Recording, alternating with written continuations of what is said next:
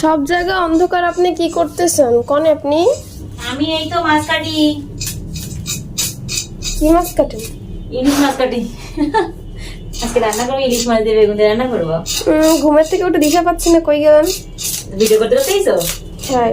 বলো তো, আজকে ইলিশ মাছ দিয়ে বেগুন রান্না করতে বলেছে, তো তুমি কি খাবা? জানান তাই রান্না।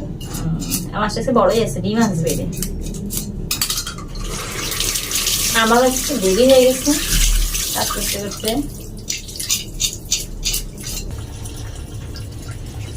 ডিম হয়েছে অনেকগুলো ডিম হয়েছে। এবার এটা বেগুন দিয়ে রান্না হবে। এটা কাঁচা ইলিশ রান্না করবো, ভাজাভাজি কোনো কিছুই না। একদিকে কড়াই বসিয়ে দিয়েছি আর অন্যদিকে দুধ গরম করতে দিয়েছি। আজকে রাতের রান্না হচ্ছে এটা।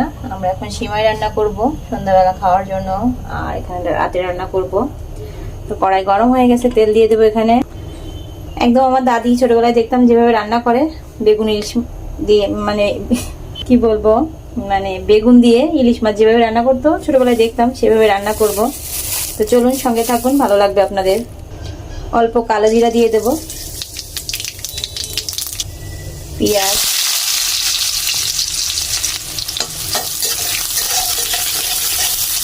রসুন বাটা,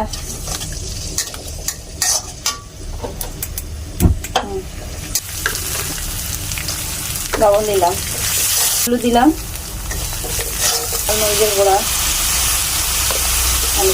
বেগুন দিয়ে দিলাম।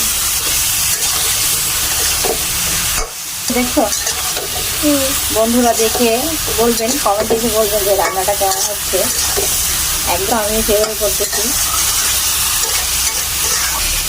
আমি কাঁচা মাছ রান্না করবো বলেছিলাম, তার জন্য একটু হলুদ লবণ মাখাই নেবো। এখানে হলুদ দিলাম, লবণ দিলাম, দিয়ে ভালো করে হাত দিয়ে একটু এপাশ ওপাশ করে মেখে নেবো।